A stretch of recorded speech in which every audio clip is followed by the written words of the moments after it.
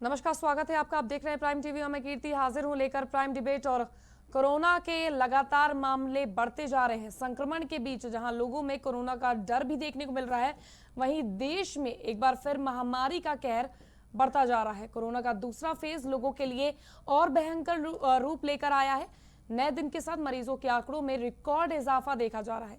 इस बार भी सरकार के जरिए नियम लागू किए गए जिससे कोरोना की रफ्तार पर लगाम लगाई जा सके। पर इस बार नियम कुछ अलग है।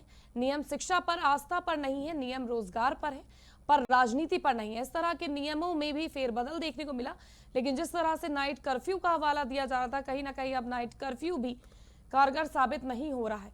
लॉकडाउन की स्थिति आ चुकी है। इलाहाबाद हाई कोर्ट की तरफ से ये सख्त हिदायत दी गई है कि लॉकडाउन लगाया जाए। हालांकि लगातार केसेस में इजाफा हो रहा है, लगातार लोग परेशान हैं, अस्पतालों में बेड नहीं है, अंतिम संस्कार के लिए लाइनें लगी हुई हैं। कोरोना के चलते नया वेरिएंट है, कितना घातक है, किस तरह से आप खुद को प्रोटेक्ट करें, ये तक लोगों को नहीं मालूम है। आरटीपीसीआर टेस्ट भी कहीं ना कहीं फेल हो रहे हैं। लगातार लोग, जो रिकवरी रेट थी उसमें जो कमी दर्ज की गई है वो भी चिंताजनक बात है। लगातार डेथ रेट्स बढ़ी है, रिकवरी रेट में कम हुए हैं। और उसके साथ साथ कोरोना को लेकर जो रफ्तार है, सीएम योगी आदित्यनाथ उत्तर प्रदेश के कोरोना पॉजिटिव पाए गए। प्रमुख मुख्य सचिव एडीजे 3, लगातार सपा सुप्रीमो अखिलेश यादव, बड़े बड़े नेता पॉजिटिव हो रहे हैं। उसके बावजूद इस पर एक्शन नहीं लिया जा रहा है। अब तो कहीं ना कहीं मतभेद उनकी अपनी पार्टी में भी नजर आ रहा है। जिस तरह से ब्रिजेश पाठक की चिट्ठी सामने आती है कि उन्हें बेड तक नहीं मुहैया हो रहे हैं, एम्बुलेंस नहीं आ रही है समय पर, वहीं भाजपा के कई नेताओं ने इस पर सवाल उठाए हैं। अब तस्वीरों में भी देख सकते हैं कि किस तरह से लगातार स्थिति बेकाबू होती जा रही है। पर आस्था पर कोई रोक नहीं है। लगातार कुंभ मेले आयोजन कुंभ का किया जा रहा है। हजारों की संख्या में श्रद्धालु एकत्रित हो रहे हैं वहां पर। चुनावी रैलियां हो रही हैं। हालांकि अभी सूत्रों के हवाले से खबर आई थी कि हो सकता है कि पंचायत चुनाव स्थगित कर दिया जाए। जिस तरह से कोरोना के मामले बढ़ रहे हैं और इलाहाबाद हाई कोर्ट ने सख्ती दिखाई है, उसको लेकर कहीं ना कहीं पंचायत चुनाव स्थगित किए जा सकते हैं।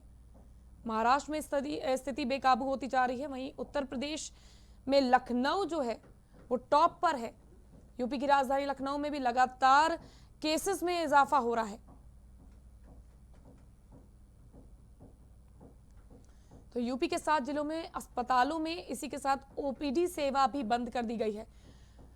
24 घंटे में 18,000 से अधिक नए केसेस दर्ज किए गए हैं। आंकड़ा 1,80,000 को पार कर चुका है। देश में 1,80,000 प्रतिदिन इस तरह के मामले आ रहे हैं जो चिंताजनक है। लोगों को सतर्क होने की जरूरत है कि जिस तरह से आंकड़े लगातार बढ़ रहे हैं,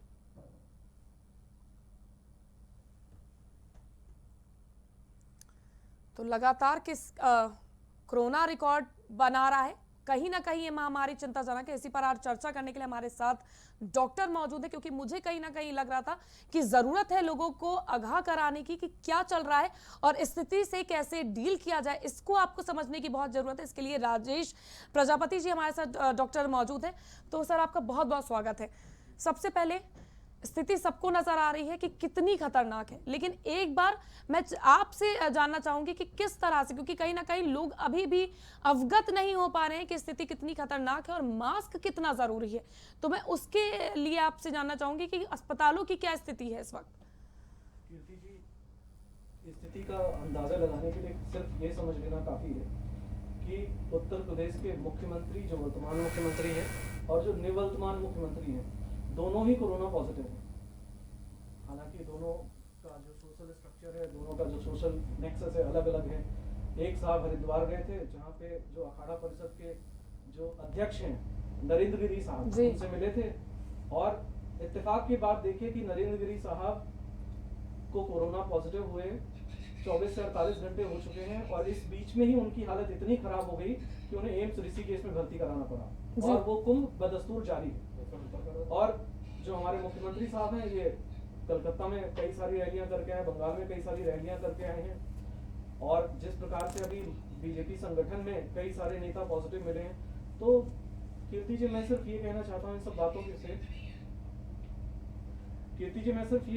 इन सब बातों से कि जो प्रेजेंट स्टेटस है कोरोना का, ये कम्युनिटी ट्रांसमिशन का है। इसको हम लोग स्टेज 4 कहते हैं। स्टेज 4 का मतलब कि जब जो जनरल पॉपुलेशन है उसमें ही केसेस की संख्या इतनी ज्यादा हो जाती है कि ये पता लगाना मुश्किल होता है कि आपको किस व्यक्ति से संक्रमण मिला है। तो हम अभी स्टेज 4 में हैं। अच्छा, अगर मैं कंपेयर करूं आज से 2 हफ्ते पहले की स्थिति को और आज की स्थिति को, तो बहुत ही रैपिड प्रोग्रेशन हुआ है। जहां पहले हमारे केस 2 हफ्ते पहले 1000 से कम थे, अभी हमारे केसेस करीब 18,000 सिर्फ उत्तर प्रदेश में आ रहे हैं। अगर हम मौतों के आंकड़े की बात करें तो पूरे देश में 1000 लोग प्रतिदिन मर रहे हैं, 1000 से ऊपर। और जो उत्तर प्रदेश में 100 के आसपास है। कीर्ति जी, ये जो भी आंकड़े होते हैं या जो भी नंबर्स होते हैं, जो पॉजिटिव केसेस आ रहे हैं, मैं उनके बारे में सिर्फ एक चीज कहना चाहूंगा, और वो ये है कि हमारे यहाँ प्रिवेंटिव एंड सोशल मेडिसिन एक विभाग है मेडिसिन का, जिसमें हमें पढ़ाया जाता है कि for 1 reported cases there exist at least 10 unreported cases. कहने का मतलब जो भी अभी हमारे पास रिपोर्टेड केसेस आ रहे हैं मृत्यु के, उनसे कम से कम 10 गुना ज्यादा मौतें हो रही हैं, और आपको शमशान घाट इसकी गवाही दे रहे हैं, लाशें झूठने बिल्कुल। जो नंबर ऑफ केसेस अभी प्रेजेंट आ रहे हैं, ये अभी और तेजी से बढ़ेंगे। मुझे लगता है कि हमारा पीक, कम से कम उत्तर प्रदेश का जो पीक है, इस महीने के आखिरी तक आएगा। अभी कुछ शहर उत्तर प्रदेश के ऐसे हैं जो स्टेज 4 में है, कम्युनिटी ट्रांसमिशन की स्टेज पे है। उसमें लखनऊ भी इंक्लूडेड है जी, सबसे उसमें ज्यादा। लखनऊ included है। लेकिन डॉक्टर राजेश, जिस तरह से लगातार प्रधानमंत्री नरेंद्र मोदी भी ये कह रहे हैं कि हमें लगातार जो ट्रैकिंग और टेस्टिंग पर जोर देने की जरूरत है, ये शर्मिंदा होने की जरूरत नहीं है कि आपके शहर में कितने केसेस आ रहे हैं और आप कितनी हाई पे जा रहे हैं या ज्यादा केसेस आ रहे हैं तो आपकी राजनीति पे कोई असर पड़ेगा। हमें इस समय लड़ने की जरूरत है कोरोना से, उसके बावजूद टेस्टिंग सीमित कर रखी है। आप ये देखिए। जी कीर्ति जी, बहुत ही दुर्भाग्य का विषय है कि जब हमें टेस्टिंग, ट्रेसिंग और आइसोलेशन, क्योंकि हमारे पास जो मुख्य हथियार है कोरोना के विरुद्ध, वो यही है कि जिन लोगों को इन्फेक्शन हो या जिनमें सस्पेक्टेड इन्फेक्शन हो, वो अपने आप को बचा के रखें। क्योंकि ये जो नया वायरस का स्ट्रेन है, जो डबल म्यूटेंट स्ट्रेन है, पहले से 10 गुना ज्यादा ताकतवर है लोगों को इन्फेक्ट करने में। कहने का मतलब अगर एक व्यक्ति इन्फेक्टेड है तो पूरी की पूरी फैमिली इन्फेक्ट हो रही है। तो बाय डिफॉल्ट ये माना जा रहा है अगर घर में एक व्यक्ति इन्फेक्टेड हो तो सारे के सारे इन्फेक्टेड हैं। लेकिन अगर टेस्ट नहीं होगा तो जो लोग इन्फेक्टेड उन्हें पता नहीं चलेगा और अपने आप को समय पे बाकी लोगों से आइसोलेट नहीं कर पाएंगे, और हम चेन ऑफ ट्रांसमिशन को रोक नहीं पाएंगे। तो चेन ऑफ ट्रांसमिशन को ब्रेक करने के लिए बहुत जरूरी है कि हम अपनी टेस्टिंग, ट्रेसिंग और आइसोलेशन पे जोर दें। और सरकार को चाहिए कि जनता के सामने अब वो सच्चाई प्रस्तुत करे और जो आंकड़ों में हेराफेरी है उसको करने का प्रयास ना किया जाए। क्योंकि ये देखा गया है कि जिस प्रकार से प्राइवेट लैब्स को मना किया गया है और भी डिस्ट्रिक्ट में जिस प्रकार से रिपोर्ट्स आ रही हैं कि रिपोर्ट टेस्टिंग में कोताही बरती जा रही है, टेस्टिंग करने के लिए तैयार नहीं है लोग, उनको ऊपर से निर्देश दिए गए। बिल्कुल, और कहीं ना कहीं इस सरकार का अड़ियल रवैया भी है कि हम लॉकडाउन नहीं लगाएंगे। स्थिति इतनी खराब होती जा रही है। आज भी हम लोग ने जब बात कर रहे थे, हम बीजेपी नेत्री शबनम पांडे जी से बात कर रहे थे, तो उन्होंने भी ये साफ तौर पर कहा कि नाइट कर्फ्यू मुझे नहीं लगता कितना कारगर है। जब आप ये चीज समझ रहे हैं कि नाइट कर्फ्यू नहीं कारगर है, तो आप किन चीजों को लेकर अपनी पीठ थपथपा रहे हैं कि आपकी तैयारियां पूरी, हालांकि हालात हमें साफ दिख रहे हैं। फोन करने पर एम्बुलेंस जब ब्रजेश पाठक के लिए नहीं पहुंच रही है तो एक आम आदमी की क्या ही हम स्थिति जानेंगे फिर उनके लिए। तो मुझे नहीं लगता कि शायद वो कौन से खेत की मूली है। कीर्ति जी, जिस प्रकार से इस पैंडेमिक को शुरू हुए लगभग 385 दिन हो चुके हैं, 385 से ज्यादा दिन हो चुके हैं। तो सरकार का ये कहना कि हमारे पास समय का अभाव था या पूर्ववर्ती सरकारों ने हमें इंफ्रास्ट्रक्चर नहीं दिया था, ये बिल्कुल वाजिब नहीं है। बिल्कुल कीर्ति जी, जब हमारे पास पहली वेव आई थी कोरोना की और फर्स्ट लॉकडाउन लगा था करीब 70 दिनों का, उसके बाद का जो समय था उसमें हम चाहते तो अपने जो प्रोडक्शन है उनको रैंप अप कर सकते थे। हमारी जो हॉस्पिटल फैसिलिटीज हैं, ऑक्सीजन बनाने की जो फैसिलिटीज हैं, उनको बढ़ा सकते थे। अभी आप देखिए कीर्ति जी, उत्तर प्रदेश में खासकर लखनऊ में ऑक्सीजन का जिस प्रकार से संकट है वो बहुत ही दुर्भाग्यपूर्ण है। आप सोचिए कि एक कैबिनेट मंत्री स्वयं फोन करते हैं एम्बुलेंस के लिए, ब्रजेश पाठक जी, और वो फोन के चक्कर में इंतजार करते रह जाते हैं। और एक इतिहासकार जो उत्तर प्रदेश का एक, जैसे नवरत्न बोलूंगा मैं, वो था, उस बेचारे को अपनी जान गंवानी पड़ती है और उनका देहांत हो जाता है। तो आज की स्थिति बहुत ही भयावह है। सरकार अभी भी चाहे तो कुछ कदम उठा सकती है जिसके थ्रू अभी, क्योंकि ये वॉर लाइक सिचुएशन है, जिस प्रकार से पिछले 10 से 15 दिनों के बीच में केसेस बहुत तेजी से बढ़े हैं, किसी ने भी एक्सपेक्ट नहीं किया था और सरकार ने भी एक्सपेक्ट नहीं किया होगा। मैं उनकी इस बात को पूरी तरह से मानता हूँ। लेकिन बहुत सारी चीजें वो चाहे तो अभी भी कर सकते हैं, जिससे निर्देश लोगों की, जो ऐसे लोग कीर्ति जी देखिए, बहुत सारे ऐसे मरीज होते हैं इस बीमारी के, स्पेशली ये जो नया स्ट्रेन है कोरोना के, कि जिसमें डिटोरिएशन मतलब उनकी तबीयत में खराबी बहुत तेजी से होती है। कहने तो बहुत तेजी से मरीजों को अगर हम ऑक्सीजन दें, सपोर्टिव केयर दें, मतलब जिसे हम एक्टिव केयर, तो ऐसे लोग हम जान बचा सकते हैं। ठीक है डॉक्टर, वक्त तो चला, एक छोटी सी ब्रेक का मुझे यहाँ पे ब्रेक लेना पड़ रहा है मजबूरन, लेकिन आप कहीं मत जाइएगा, देखते रहिए प्राइम टीवी। और डॉक्टर राजेश के साथ हमारी चर्चा यूं ही जारी रहेगी और इसी के साथ आपको कई ऐसी चीज़ें भी जानने को मिलेंगी जो आपके फायदे के लिए हैं और जिससे आप घर में आइसोलेट रहकर किस तरह से आप कोरोना से बचाव कर सकते हैं, और अगर स्थिति दयनीय होती है तो किस तरह से आप उस पर थोड़ी लगाम लगा सकते हैं, इस पर भी हम जानेंगे। लेकिन वक्त तो चला, एक छोटी सी ब्रेक का, आप कहीं मत जाइएगा, देखते रहिए प्राइम टीवी।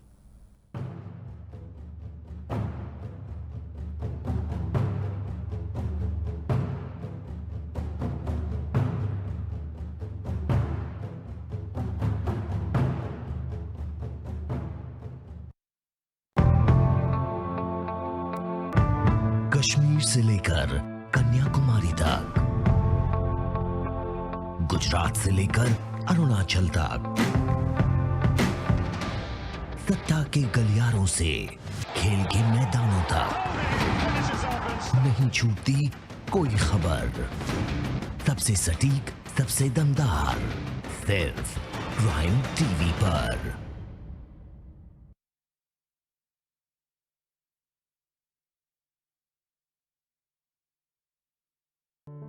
न हिंदू में हूं न मुसलमान में हूं, मैं हिंदुस्तान हूं, हर इंसान में मैं हूं। हिमालय पर्वत जैसा विशाल, गंगा सा अविरल मैं हूं। सुबह की प्रार्थना में हूं, शाम की आजान में हूं। रविशंकर की सितार की आवाज में हूं, बिस्मिल्लाह की शहनाई की गूंज में हूं। हमीद की दहाड़ में हूं, भगत के बलिदान में भी मैं हूं। नवरातों के व्रत में हूं, रोजे और रमजान में मैं हूं। हाँ, पूरे हिंदुस्तान में मैं हूं।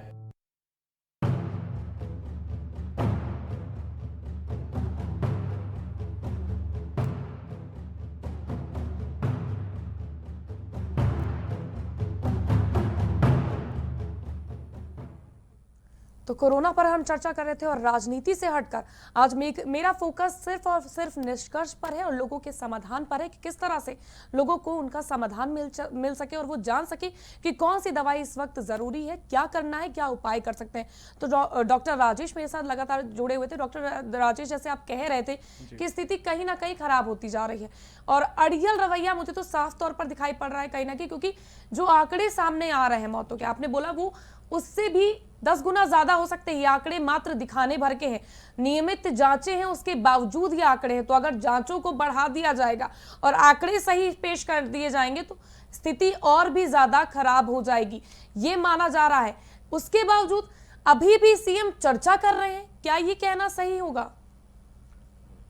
कीर्ति जी, जिस प्रकार से इलाहाबाद हाईकोर्ट ने स्वतः संज्ञान लिया है और मुख्य सचिव को निर्देशित किया है कि 18 तारीख तक जवाब दें कि उत्तर प्रदेश में लॉकडाउन क्यों न लगाया जाए, ये स्वयं एक बहुत बड़ा सवाल खड़ा करता है सरकार की कार्यशैली पे। जिस प्रकार से त्वरित कार्यशैली के लिए माननीय मुख्यमंत्री जी जाने जाते हैं, मुझे लगता है संभवतः वो इस बार वो चुनाव में कुछ ज़्यादा ही व्यस्त थे और जिस तरह से ये सुनामी आई उत्तर प्रदेश में, इसको पहले से देख नहीं पाए और ख़ुद भी उस सुनामी की लहर में बह गए। मुझे लगता है फ़िलहाल अभी उत्तर प्रदेश सरकार को कुछ कठोर कदम उठाने चाहिए। जिस प्रकार से महाराष्ट्र में संपूर्ण लॉकडाउन है, उस प्रकार से उत्तर प्रदेश में भी लगाया जाना चाहिए और इस समय का सदुपयोग किया जाना चाहिए। हमें अपने जो स्टेट्स में जितने भी डिस्ट्रिक्ट्स हैं उनको 3 प्रकार से डिवाइड करना चाहिए, जिनमें 1000 से ऊपर केसेस आ रहे हैं, जिनमें 1000 से 500 और जिनमें 500 से नीचे। और इस प्रकार जिनमें 1000 से ऊपर आ रहे हैं उनमें पूरा तरह से स्ट्रिक्ट लॉकडाउन लगा के मास वैक्सीनेशन स्ट्रेटजी अपनानी चाहिए। कीर्ति जी, ये समय ऐसा है जिसमें आप एक शिकार हैं ऐसे समझ लीजिए और 2 शिकारी हैं, या तो वैक्सीन आपके पास पहले पहुंच जाए या स्वयं वायरस आपके पास पहुंच जाए। दोनों में से वायरस आपके पीछे पीछे चल रहा है और आपको दौड़ के वैक्सीन पकड़ लेनी है, क्योंकि देखा गया है कि जिन जिन लोगों को वैक्सीन लगी गई है, भले ही पहली डोज लगी हो, उनमें life threatening severe corona infection होने के चांसेस बहुत कम थे। और अब तो बहुत अच्छी बात हुई है कि गवर्नमेंट ने एक जो स्पुतनिक वी स्पुतनिक 5 वैक्सीन जिसे बोलते हैं, रशियन वैक्सीन, जी। उसका भी अप्रूवल दे दिया है, जो कि अब तक की सबसे अच्छी वैक्सीन मानी जाती है, जिसकी इफिकेसी 90% से भी ऊपर है सिम्टोमेटिक कोरोना इन्फेक्शन के अगेंस्ट। तो कीर्ति जी, जिस प्रकार से वैज्ञानिक जो समूह है, समुदाय है, हमारी जो मेडिकल फ्रेटर्निटी है, हम सबका ये मानना था कि जैसे ही कोई इफेक्टिव वैक्सीन आएगी या ऐसी वैक्सीन जो लाइफ थ्रेटनिंग कोरोना इन्फेक्शन से बचा सके, तो इस पेंडेमिक का एंड हो जाएगा। अनफॉर्चुनेटली वैक्सीन आए हुए लगभग 4 महीने बीत चुके हैं और अभी भी हमारा जो वैक्सीनेशन प्रोग्राम है बहुत लिमिटेड है। आज भी वैक्सीन जिन लोगों को सबसे ज़्यादा ज़रूरत है वो बहुत कोशिश करके भी नहीं ले पा रहे हैं, और जो हमारे बुजुर्ग व्यक्ति हैं जिनको नहीं आना चाहिए इन्फेक्टेड एरिया में, उनको वैक्सीन लेने के लिए इन्फेक्टेड एरिया में आना पड़ रहा है। तो बेटर हो कि हम अपनी स्ट्रैटेजी को थोड़ा चेंज करें। पेशेंट को बुलाने से अच्छा है कि जिस प्रकार से ओरल पोलियो वैक्सीन दी गई थी, आप मास वैक्सीनेशन करिए, लॉकडाउन की जगह पे वैक्सीनेशन लॉकडाउन लगाइए। और दूसरा कार्य करना चाहिए कि लखनऊ जैसे बड़े शहर में कम से कम जो नॉर्थ, साउथ, ईस्ट जो पार्ट है उत्तर लखनऊ के, उनमें बड़े बड़े अस्पतालों को टेक ओवर करना चाहिए और उनको कोविड डेडिकेटेड हॉस्पिटल बनाना चाहिए। हमारा अभी भी जो कोविड डेडिकेटेड हॉस्पिटल यूनिट की बात करूं तो शायद अब जाके 1-2 उन्होंने बनाने शुरू किए हैं, लेकिन ये काम बहुत पहले हो जाना चाहिए था। 385 दिन जो मिले थे हमें, हमने उसमें क्या किया? ना हमारे पास अभी डेडिकेटेड कोविड हॉस्पिटल है, ना एक प्रॉपर L3 फैसिलिटी है जिसमें सारे वेंटिलेटर वाले पेशेंट्स को हम रख सकें। और रही बात होम केयर की, तो ऑक्सीजन मैन्युफैक्चरिंग जो कैपेसिटी है, जो लखनऊ के आसपास के एरियाज़ की फैक्ट्रीज हैं जो लखनऊ को ऑक्सीजन सप्लाई करने का काम करती थी, वो अपनी क्षमता पे काम कर रही, पूरी क्षमता से। रातों रात फैक्ट्रीज नहीं बनती, रातों रात ऑक्सीजन नहीं बना सकते आप। ये काम करने के लिए आपको 385 दिन मिले थे, फिर भी नहीं किया गया। फिलहाल अभी की जो स्थिति है उसके लिए अगर हम डेडिकेटेड कोविड हॉस्पिटल्स बनाएं, सारी सर्विसेज को बंद कर दें, medical services except covid services को स्टार्ट करें, और जितनी भी हमारी एम्बुलेंसेज हैं उनको हम 90% को कोविड के लिए एलोकेट कर दें, ताकि हमारे वो पेशेंट जो घर में होम आइसोलेशन में मरने पे मजबूर हो रहे हैं, जो बिना ऑक्सीजन के मरने के लिए मजबूर हो रहे हैं, हम उनको बचा सकें। क्योंकि ये ऐसे मरीज हैं जिनमें अगर आपने ऑक्सीजन सपोर्ट और बेसिक मेडिकल सपोर्ट दे दिया तो आप उनकी जीवन की रक्षा कर सकते हैं, और अगर ऐसा आपने नहीं किया तो मुझे लगता है ये एक आपराधिक कृत्य होगा उस मानव के प्रति। बिल्कुल राजेश जी, जैसे आपने बताया कि जो सुझाव आपने दिए, मुझे नहीं समझ में आता कि टीम 11 बनाई गई है, उस टीम 11 में किस तरह की बैठक होती है, उसमें क्या निष्कर्ष निकल के आता है। क्योंकि जब हम देखते हैं तो 80 से 90 प्लेटफॉर्म्स अंतिम संस्कार के लिए बढ़ा दिए गए, लेकिन कोविड हॉस्पिटल्स की क्षमता क्यों नहीं बढ़ाई जा रही है? जब पिछली बार में आपने 30 कोविड हॉस्पिटल्स बनाए थे, इस बार 22 पे आप सीमित हैं। इस तरह की सुविधाएं क्यों दी जा रही हैं? क्यों इसका दायरा नहीं बढ़ाया जा रहा है? प्राइवेट हॉस्पिटल्स को टेक ओवर नहीं किया जा रहा है, उस पर ये दायरा क्यों नहीं बढ़ाया जा रहा है? क्या लाशें जब सड़कों पर आ जाएंगी तब समझ में आएगा लोगों को कि आंकड़ा कितना बढ़ चुका है? और वैक्सीनेशन लॉकडाउन जो आपने सुझाव दिया, वाकई ये चीज करने की जरूरत है। कि मैंने भी अपनी डिबेट में बोला है कि लगातार हमें ट्रैकिंग टेस्टिंग, चाहे हमें घर पर जाके जबरदस्ती करने की जरूरत हो तो हमें वो चीज करनी चाहिए। नहीं, बिल्कुल सही कह रही कीर्ति जी। अगर 100% लोग वैक्सीन ना भी लगवाएं, मैं कह रहा हूँ खाली 60% या 70% लोग, हमारा जो टारगेट पॉपुलेशन है, अगर वो वैक्सीनेट हो जाता है तो भी हम जो चेन ऑफ ट्रांसमिशन है उसको रोक सकते हैं। 100% लोगों को वैक्सीन लगाने की आवश्यकता नहीं है। साथ में कीर्ति जी, जो अभी प्रेजेंट सिनेरियो है, मुझे लगता है कि जो सरकार थी उसके जो सलाहकार होते हैं, जिसको आप टीम 11 कह रही हैं जी, एक वैज्ञानिक दृष्टिकोण या जिसे बोलते हैं साइंटिफिक टेम्परामेंट, इसकी बहुत कमी रही है। क्योंकि जिस प्रकार से आज से लगभग 21 दिन पहले की रिपोर्ट है कि जीनोमिक सीक्वेंसिंग के थ्रू पता चला था कि देश के 18 राज्यों में डबल म्यूटेंट वायरस प्रचलन में है। मतलब डबल म्यूटेंट वायरस, जो ओरिजिनल वुहान वायरस था उसमें डबल म्यूटेशन हो चुके हैं और वो वायरस प्रचलन में है, और जिसकी इन्फेक्टिविटी और मॉर्टेलिटी पहले से कई ज़्यादा है। तो मुझे लगता है सरकार को उस समय इस रिपोर्ट पे ध्यान दे के, अगर उस समय चुनाव की तरफ ध्यान ना दे के इस पे ध्यान दिया गया होता तो हम लोग काफ़ी बेहतर स्थिति में होते हैं, हम लोग और अच्छे से लड़ाई कर सकते हैं।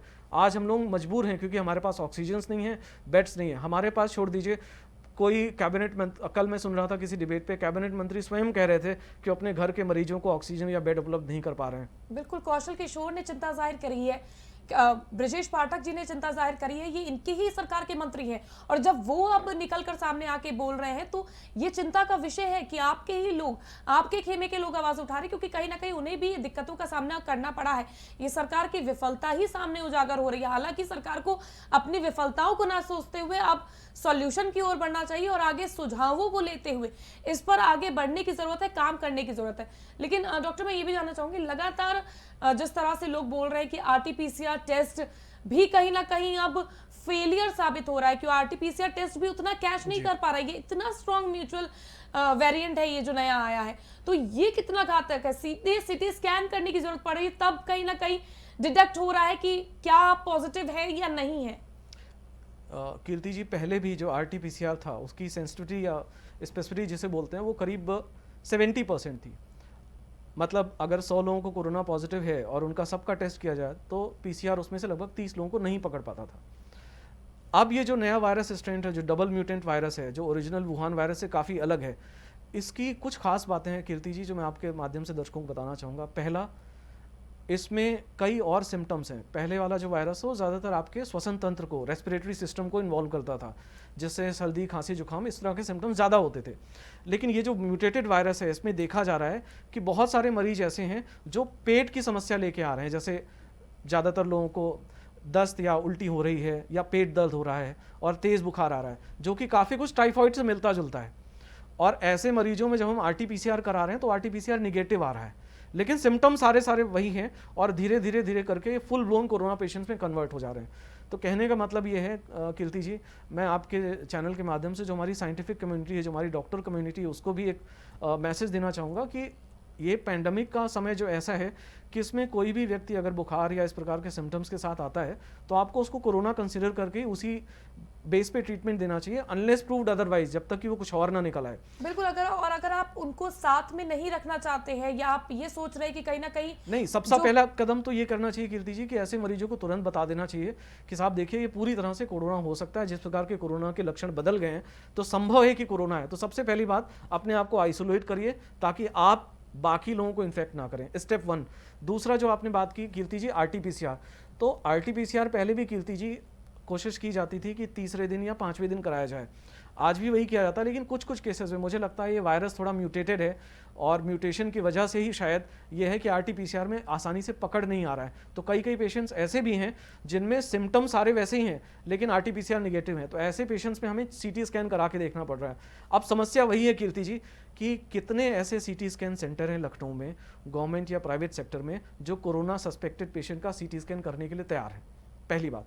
दूसरा, सीटी स्कैन रिपोर्टिंग के बाद अगर हमने क्लिनिकल डायग्नोसिस कोरोना की बना भी ली तो भी सबसे बड़ी समस्या क्या हो रही है कीर्ति जी कि अगर कोविड नेगेटिव पेशेंट है और सिम्टम कोविड वाले हैं तो नॉर्मल हॉस्पिटल नहीं ले रहा है, और अगर पेशेंट के कोविड नेगेटिव है, सारे कुछ क्लिनिकल कोरोना के फेवर में जा रहा है, लेकिन क्योंकि वो कोविड नेगेटिव है तो कोविड हॉस्पिटल उसे लेने के लिए तैयार नहीं। तो ऐसा बेचारा पेशेंट बलि का बकरा बन जा रहा है, फुटबॉल बन रहा है, एक हॉस्पिटल दूसरे हॉस्पिटल के चक्कर लगाते लगाते एम्बुलेंस पे उसकी जान चली जा रही है। लेकिन डॉक्टर, ऐसे इसीलिए मैं ये सुझाव देना चाह रही थी कि मुझे ऐसा लगता है कि ऐसे पेशेंट्स के लिए भी एक अलग से आइसोलेट करने, क्योंकि उनकी भी स्थिति बिगड़ती जाती है लगातार, ये देखने को मिला है। जो मैं डेडिकेटेड कोविड हॉस्पिटल की बात कर रहा हूँ, इसका कॉन्सेप्ट ही यही है। देखिए लखनऊ में कई सारे बड़े अस्पताल हैं जिनकी क्षमता 4000 से 5000 बेड के बीच में, जिसमें आप किंग जॉर्ज मेडिकल यूनिवर्सिटी, जहाँ का मैं छात्र रहा हूँ, उसको ले सकते हैं। राम मनोहर लोहिया मेडिकल कॉलेज है, कैंसर संस्थान है, पीजीआई का ट्रॉमा सेंटर है, पीजीआई का अपना खुद का हॉस्पिटल है, अपोलो मेडिक्स हॉस्पिटल है, मेदांता हॉस्पिटल है। कई सारे हॉस्पिटल्स ऐसे हैं जिनको अगर आप सिर्फ कोविड की, मतलब आपने वहाँ पे एक साइड से डॉक्टर एंटर करेगा and depending on severity of patient वो पेशेंट देखते हुए दूसरे साइड से निकल जाएगा। पहले L1 में देखा, L2 में देखा, फिर L3 में देखा। तो इस प्रकार के जब आप डेडिकेटेड कोविड सेंटर रखते हो जहां आप सिर्फ कोविड पेशेंट्स का इलाज कर रहे हो तो वहां कोई कंफ्यूजन की गुंजाइश नहीं होती है। देखिए कीर्ति जी, ये मेरे लिए, आपके लिए जरूरी हो सकता है कि पेशेंट की कोरोना रिपोर्ट पॉजिटिव थी या निगेटिव थी, लेकिन जो बेस लाइन है वो ये है कि उस मरीज को, चाहे उसकी रिपोर्ट पॉजिटिव हो या निगेटिव हो, उसको जो बेसिक मेडिकल केयर है, जो उसका ह्यूमन राइट है, वो मिलनी चाहिए, वो डिनाई नहीं होनी चाहिए और उसमें कोई कालाबाजारी नहीं होनी चाहिए। लेकिन लगातार देखने को यही मिलता है कि जिस तरह से डॉक्टर, सब पैरामेडिकल स्टाफ भी कहीं ना कहीं, डॉक्टर राजेश, संक्रमित हो रहे हैं, तो ये चिंता का विषय है, क्योंकि पहले हमारे पास जो फोर्स है उसकी कमी है, पैरामेडिकल स्टाफ की कमी है हमारे पास, उसके बाद उनकी सेफ्टी वो मायने रखती है, वो भी बहुत ज्यादा मायने रखती है। जी कीर्ति जी, बिल्कुल ठीक कह रही हैं आप। मेरे कई कलीग ऐसे हैं, मेरे कई साथी डॉक्टर ऐसे हैं जिनके परिवार के सदस्यों को कोरोना हुआ और वो एम्बुलेंस के इंतज़ार में, ऑक्सीजन के इंतज़ार में, प्रॉपर कोविड हॉस्पिटल में बेड ना मिलने के इंतजार में उनकी जान चली गई। इसमें से कुछ की रिपोर्ट आपने न्यूज़पेपर्स में भी पढ़ी होगी। ये बहुत दुर्भाग्य का ही विषय है कीर्ति जी। इससे बड़ी विडंबना नहीं हो सकती कि जब आप स्वयं डॉक्टर हों और आपको पता है इलाज भी क्या है, लेकिन सब कुछ जानने के बाद भी आप अपने घर वालों की जान ना बचा पाएं। वस्तुतः लखनऊ आज इसी स्थिति में है। आज के दिन अगर कीर्ति जी मेरे परिवार में भी किसी को हो जाता है तो मैं किसी को कोविड हॉस्पिटल में बेड नहीं दिला सकता, क्योंकि बेड है ही नहीं। ऑक्सीजन सिलेंडर के लिए अगर आप सप्लाई करने वाले से बात करिए तो समय लेता है कम से कम 6 घंटे 12 घंटे का। अगर आपको ऑक्सीजन सिलेंडर मिल भी गया तो ऑक्सीजन सिलेंडर का रेगुलेटर नहीं मिल रहा है। तो ऐसा नहीं था कि हम 385 दिनों में अपने ऑक्सीजन सिलेंडर की मैन्युफैक्चरिंग नहीं बढ़ा सकते थे, रेगुलेटर की मैन्युफैक्चरिंग नहीं बढ़ा सकते थे, ISI मार्क रेगुलेटर्स को सस्ते दामों पे नहीं ला सकते थे। आज भी पता है कीर्ति जी आपको, जो मेडिकल प्रोडक्ट्स हैं उन पे 12 से 18% GST लिया जा रहा है, चाहे आप कोविड पेशेंट के लिए इस्तेमाल कर रहे हो और नॉन कोविड पेशेंट के लिए इस्तेमाल कर रहा हूँ। मैं पूछना चाहता हूँ कि इस समय कोरोना की विभीषिका चल रही है, पैंडेमिक चल रहा है, सरकार क्यों नहीं ऐसा करती है कि जो 18% उसने GST लगा रखा है, जो कहीं ना कहीं अगर कोई चीज़ टैक्स बढ़ता है तो उसका पेमेंट पेशेंट से लिया जाता है, अल्ततः जो उपभोक्ता होता है उसको टैक्स वाला पार्ट झेलना पड़ता है। तो सरकार को चाहिए कि अगर वाकई वो चाहती है कि कोविड केयर फैसिलिटीज़ में रेट कम हो, ज़्यादातर लोगों को इलाज मिल पाए, तो एक तो ये जो GST वाला पार्ट है इसको भी कम करना चाहिए या बंद कर देना चाहिए फॉर अ टाइम भी, कम से कम 3 से 6 महीने के लिए। यही विफलताएं हैं डॉक्टर, जिसके बारे में हम बात कर रहे हैं और लगातार हम चर्चा कर रहे हैं, क्योंकि विषय जो है वो इतना ज़्यादा संवेदनशील है, इस पर लगातार चर्चा करने की ज़रूरत है। क्योंकि ऐसे केसेस हम खुद देख रहे हैं कि जहां हम खुद हेल्पलेस फील कर रहे हैं कि हम किसी को भर्ती नहीं करा सकते, हम टेस्टिंग करा रहे हैं तो हमें ये भी नहीं मालूम है, क्योंकि लोगों का विश्वास उठ चुका है टेस्टिंग से भी। वो साफ तौर पर कह रहे हैं कि हमें यही नहीं मालूम है कि हम जहां टेस्टिंग करा रहे हैं वो हमें रिजल्ट सही देंगे भी या नहीं देंगे। इस तरह के केसेस तक सामने आ रहे हैं। उसके बावजूद भी जिस तरह की स्थिति है उस पर लगातार जो ये कहना कि हम चर्चा कर रहे हैं, हम अभी सोच रहे हैं कि लॉकडाउन लगाना है नहीं लगाना है, या स्थिति और खराब हो जाए उसके बाद लॉकडाउन लगाने की स्थिति आएगी, ये भी दयनीय बात है। और इस पर मतलब शर्मिंदगी की बात होनी चाहिए कि आपको समझ में नहीं आ रहा कि हमारे देश के लोग हैं और हमें इनकी जान बचाना उतना ही हमारा कर्तव्य दायित्व है जितना किसी का भी हो।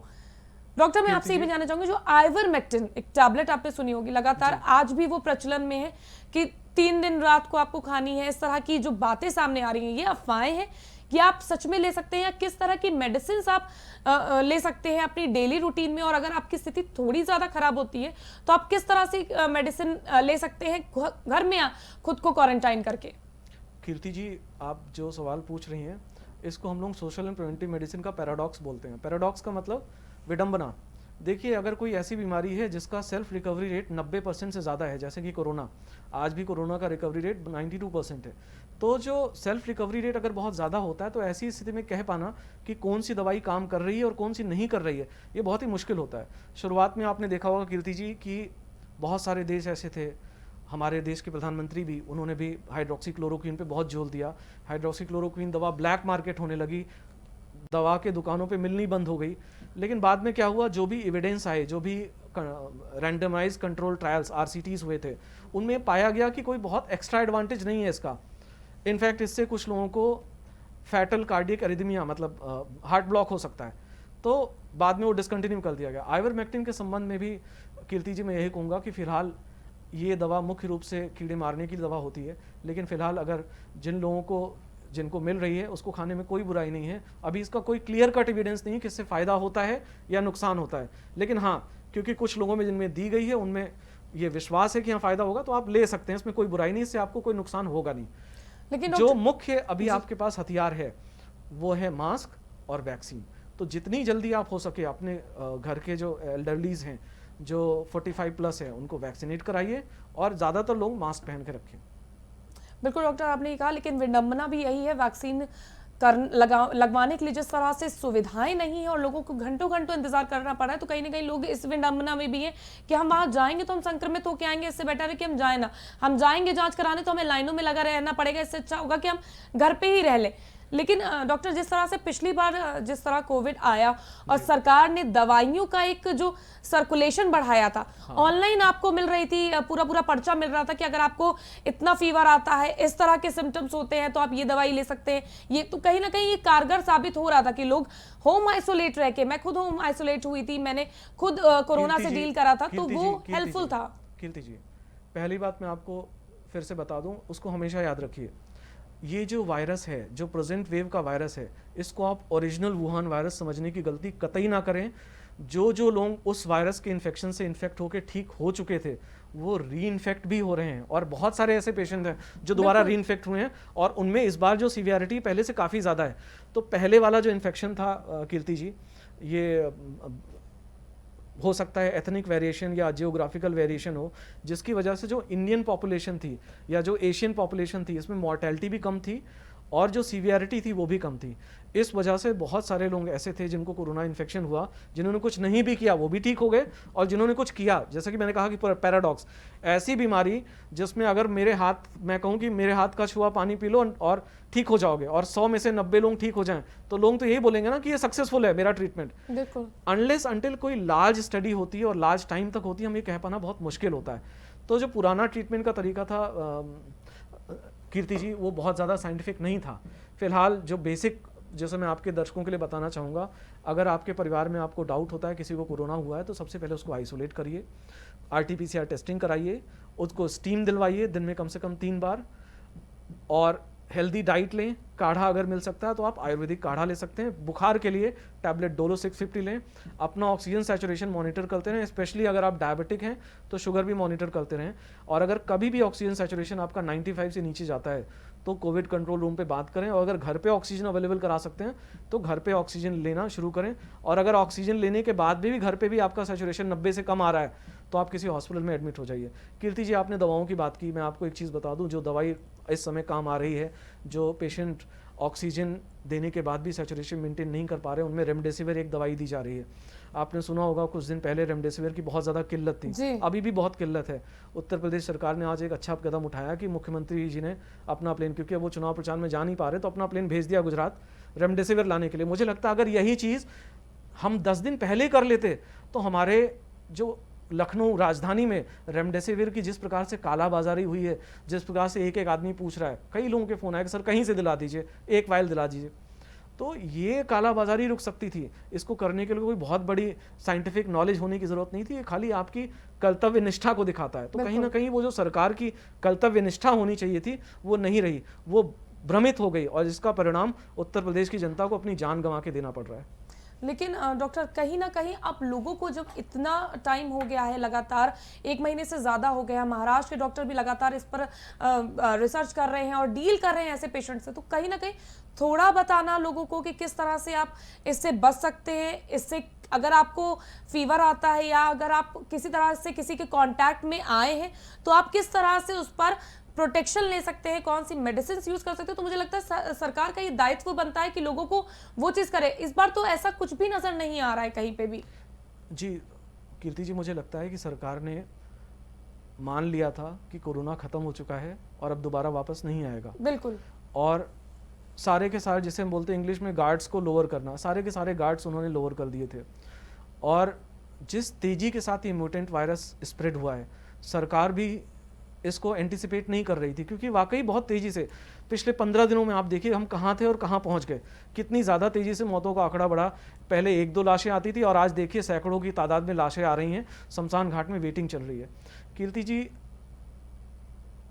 जब हमारी जनता अपने वोट को देती है तो मंदिर मस्जिद के मुद्दों पे उलझी रहती है, हॉस्पिटल्स की और बेड्स की बात नहीं करती।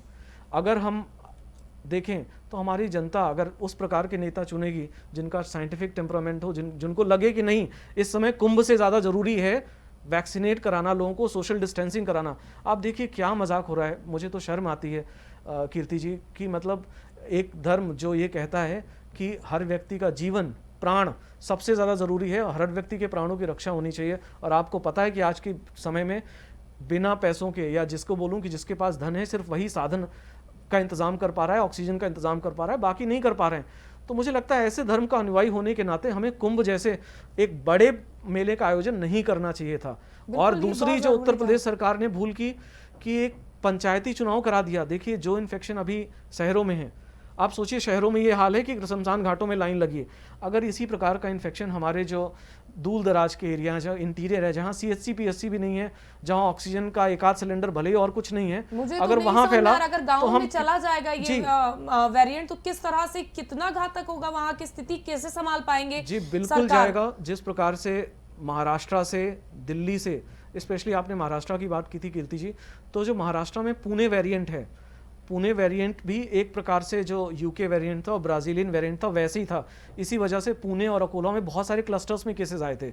तो माना ये जा रहा है कि जो पुणे वेरिएंट है और ये जो यूके वेरिएंट है ये कंबाइन होकर डबल म्यूटेंट वायरस बने, इसी वजह से महाराष्ट्र में सबसे ज़्यादा केसेस हैं। अब आप देखिए कि वहाँ से भारी संख्या में मजदूरों का या जो कार्य करने वाले लोग हैं उनका पलायन हो रहा है और ये सब यूपी बिहार ही जा रहे हैं। तो जो नेक्स्ट फेज़ आने वाला है कीर्ति जी, मुझे लगता है यूपी बिहार में बहुत बुरी तरह से फैलेगा। और उसके बावजूद भी सरकार पंचायत चुनाव करा रही है। हालांकि ये सूत्रों से ये खबर आई है कि इलाहाबाद हाई कोर्ट के आदेश के बाद हो सकता है कि स्थगित कर दिए जाए पंचायत चुनाव, लेकिन कहीं ना कहीं बच्चों की परीक्षाएं भी अभी रद्द करने की जरूरत है। बोर्ड परीक्षाओं पर भी लगातार डॉक्टर राजेश आप ये देखिएगा कि जोर दिया जा रहा है। जी कीर्ति जी, मुझे लगता है कि हमें कम से कम 30 अप्रैल तक वैक्सीनेशन लॉकडाउन में जाने की ज़रूरत है और जो एक्टिविटी है उसको रिस्ट्रिक्ट करना चाहिए। जो भी ज़रूरी सेवाएं उनको चलने दीजिए, बाकी एक्टिविटी रिस्ट्रिक्ट करिए। और सारे रिसोर्सेज जितनी भी आपकी सरकारी मशीनरी है, वैसे तो आधी सरकारी मशीनरी अपंग हो गई है, विकलांग हो गई है, क्योंकि जितने भी ज़्यादातर सीनियर IAS थे और मुख्यमंत्री स्वयं कोरोनाग्रस्त हो चुके हैं। फिर भी जो भी आपकी मशीनरी बची है उसको चुनाव से बाहर निकालिए, चुनाव मोड से बाहर आइए और उसको पूरा का पूरा आप जो कोरोना मैनेजमेंट है उस पर लगाइए। क्योंकि अगर आपने 10-15 दिन में मैनेज नहीं किया तो आप मैनेज कभी नहीं कर पाएंगे, क्योंकि ये जो वेव है, जो कुछ होना होगा कीर्ति जी, ये 20 से 30 दिनों के बीच में होकर खत्म हो चुका है और ये तूफान गुजर जाएगा।